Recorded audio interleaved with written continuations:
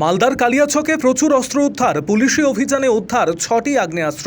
উদ্ধার অন্তত 35 রাউন্ড গুলি। আগ্নেয়াস্ত্র সহ গ্রেপ্তার অস্ত্র ব্যবসায়ী ধৃত মনিরুল ইসলাম নামে অস্ত্র কারবারি। গোপন সূত্রে খবর পেয়ে মাজমপুরের ঈদগাহ পাড়া লিচু বাগানে হানা দেন পুলিশ কর্মীরা। সেই সময় মনিরুলকে আটক করে উদ্ধার হয় অস্ত্রশস্ত্র। ধৃত মনিরুল মাজমপুরের বালু গ্রামের বাসিন্দা।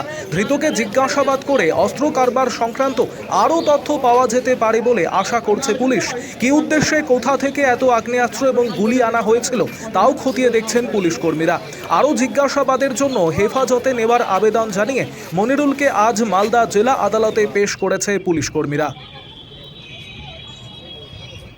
আরও আপডেট থাকতে আমাদের ভিডিও শেয়ার ও ফেসবুক পেজটিকে লাইক করে ফলো করে দিন।